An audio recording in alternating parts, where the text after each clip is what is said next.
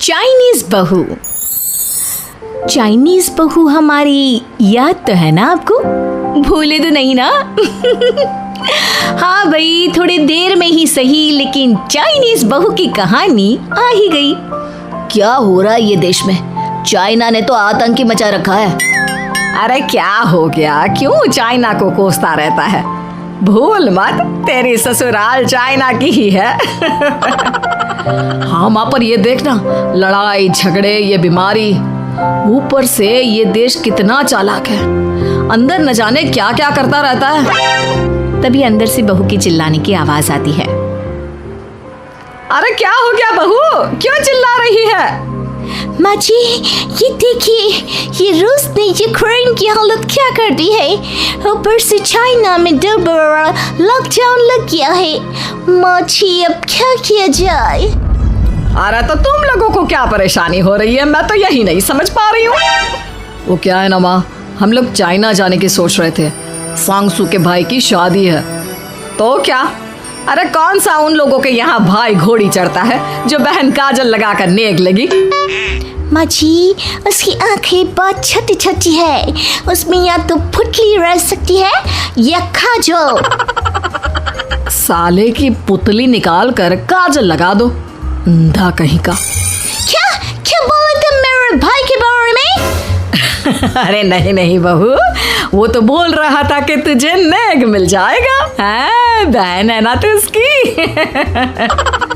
नहीं नहीं माँ जी, मैं सब समझती, ये मेरे भाई का मजाक बनाते रहते।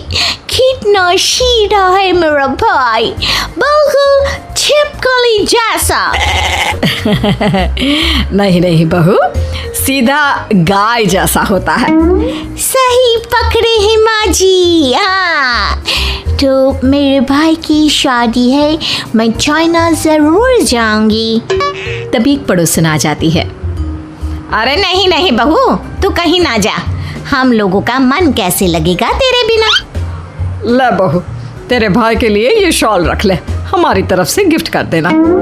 हाय रे, सब कितने अच्छे हैं। मेरी चाइनीज बहू को कितने प्यार से तुम लोगों ने एक्सेप्ट कर लिया। सच में बड़ी भाग्यशाली हूँ मैं।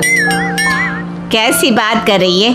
ये तो हम लोगों के देश की खूबसूरती है कि हर किसी को दिल से अपना लेते हैं, बस वो भी दिल से हमें अपना समझे। कैसी बात कर रही है आंटी जी? मेरे लिए आप सब सासू माँ जैसी ही हैं। मुझे भारत बहुत अच्छा लगता है, ये सबसे अच्छा देश है, मेरा भारत महान। वैसे भी लड़की की शादी जहाँ होती है वो तो वहीं की हो जाती है ना। जीती रे बहू, सही बोल रही है। औरत तो होती ही पानी की तरह है, जो जहाँ जैसे रखे वैसी ही शेप ले लेती है। आंटी जी, ये थोड़ा सा ज्यादा हो गया, समझ नहीं आया। नो प्रॉब्लम, मैं चाय बना कर लाती हूँ। फिर क्या, वो दिन भी आ जाता है जब बेटे बहू को चाइना जाना पड़ता है। वहाँ जाकर बहू का भाई कहता है, मेरे बाम आ गए, मेरे बाम आ गए। मैंने सबको बोला कि सब हिंदी में बात करेंगे, नहीं तो बहन नाराज हो जाएगी। थैंक्स बॉय, हिंदी मेरी भाषा है। आप मुझे उसमें बात करना अच्छा लगता है। आपने जीजा जी से मिलो। ओ बहन, तुम अंदर चलो। सभी बहू को अंदर लेकर चले जाते हैं, लेकिन सांगसू का पति, वो तो बेचारा चाइना के ससुराल के आंगन में अकेला खड़ा रहता है। काफी देर तक जब कोई उसे नहीं पूछता तो वो माँ को घर पर फोन करता है। हाँ बेटा, पहुँच गए ना कुशल मंगल? हाँ माँ, लेकिन सांगसू पता नहीं कहाँ है, वो तो अंदर गई है तब से बाहर आई ही नहीं। अरे कैसे बात कर रहा है? तो तू अंदर चला जा, तू बाहर क्यों है? अरे दामाद है तू वहाँ का, उन लोगों ने तुझे बिठाया, चाय पानी कुछ नहीं पूछा? नहीं ना माँ। तभी सामने से सांगसू आती है। आप अभी तक तैयार नहीं हुए और ये बैग लेकर क्यों कमरे से बाहर आए? इसे वहीं रख देते। कमरा? कौन सा कमरा? अरे कैसी बात कर रही हो? जब से तुम अंदर गई हो मैं बाहर ही तो खड़ा हूँ। बहू को बहुत हैरानी होती है और गुस्सा भी आता है। तभी उसका भाई और माँ आ जाते हैं। और सांशु अंदर खाना लग गया है। पहले ये बताओ कि मेरे पति को किसी ने खाना या पानी क्यों नहीं पूछा? वो भारत से ससुराल पहली बार आया है, वो भी मेरे कहने पर। उनकी इज्जत क्यों नहीं की? देख बेटी, तूने जबरदस्ती जिद में शादी की थी तो हम लोगों ने कर दी, लेकिन अब तुम ये सोचो, पूरी चाइना में मैं इस इंडियन को अपना दामाद बताऊं? So sorry. हाँ संगसु, और तुम भी चुप रहना, नहीं तो वो लोग मेरी शादी तोड़ देंगे। ओह, ऐसी बात है। कोई बात नहीं, मैं बाहर होटल में रह लेता हूँ, तुम वही करो जो ये लोग चाहते हैं। कैसी बात कर रहे हो? शादी के बाद पति जैसा भी हो, जो भी हो, पति होता है।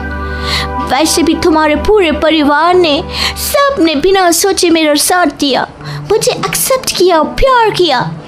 मैं अपने देश में आपको अकेला कैसे छोड़ सकती हूँ? ये हिंदी फिल्म का ड्रामा बंद करो, मैं अभी अब बर्दाश्त नहीं करूँगी। चुपचाप अंदर चलो, नहीं तो ये शादी वादी यहीं खत्म करके इसे अकेले ही इंडिया जाना पड़ेगा। कैसी बात कर रही हो माँ? ये मेरे पति हैं। नहीं था, हम लोगों ने यहाँ वकील को बुला लिया है, जिसके बाद अब तेरा तलाक करा के हम यहाँ के चाइनीज लड़के से तेरी शादी करा देंगे। अरे कैसी बात कर रहे हो? हम तो यहाँ तुम्हारी शादी के लिए आए थे। नहीं नहीं, मैं सांगसू के बिना नहीं रह सकता हूँ। हाई वोल्टेज ड्रामा होने के बाद से ही सारा माहौल खराब हो जाता है कि तभी एक लड़की आती है।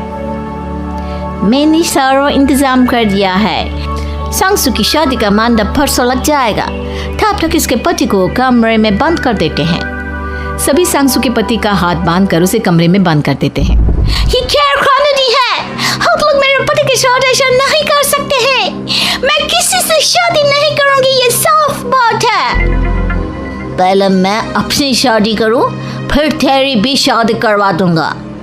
सब कुछ तय हो जाता है, भाई की शादी हो जाती है। फिर वो दिन भी आ जाता है जब सांगसू की शादी वो लोग जबरदस्ती करने के लिए उसे मंडप पर ले जाते हैं। ऐसा मत करो, ये मेरी बीवी है। मैं किसी से शादी नहीं करूंगी। कैसे नहीं करेगी शादी? शादी तो तेरा बाप भी करेगा। हो, मैं करूंगा शादी। प्लीज कोई मेरी शादी किसी अच्छा औरत से करवा दे। चुप, बिल्कुल चुप। फिर माँ सांगसू और उसके पति से कहती है, तुम लोगों का बच्चा मेरी कैद में है। अगर तुम लोगों ने कोई भी होशियारी की तो मैं इस बच्चे को मार दूंगी। दोनों माँ का रूप देखकर हैरान हो जाते हैं। बच्चे की खातिर दोनों शांत हो जाते हैं और शादी की रस्में शुरू हो जाती है कि तभी सांगसू की सास पुलिस के साथ आ जाती है। माँ, सरसू माँ आ गई, मेरी माँ आ गई। माँ प्लीज हम लोगों को बचाकर वापस ले चलो। पुलिस सभी को गिरफ्तार कर लेती है। बेटी के बच्चे को मारने की धमकी तो कोई चुड़ैल ही दे सकती है। अरे तो ये चुड़ैल ही तो है। ये सही बोल रहे हैं, ये औरत किसी चुड़ैल से कम नहीं है। तभी उन लोगों का बच्चा भी आकर सांगसू के गले लग जाता है। माँ, तू सही समय पर आ गई, लेकिन तुझे कैसे पता चला कि यहाँ ये सब हो रहा है? बेटा, ये चाइनीज लोग ना होते ही धोखेबाज हैं। इन लोगों पर मुझे भरोसा नहीं था, इसलिए मैंने तेरे फोन को हमेशा के लिए मेरे फोन से अटैच कर दिया था, जिससे तेरे आसपास होने वाली सारी बात मैं सुनती रहूं। उस दिन भी मेरी तेरी बात हो रही थी तो तेरा फोन ऑन था, मैं सब समझ गई थी। मुझे माफ कर दो। नहीं, बिल्कुल नहीं। चलिए माँ जी, इंडिया वापस चलते हैं। आज के बाद मैं यहाँ कभी नहीं आऊंगी।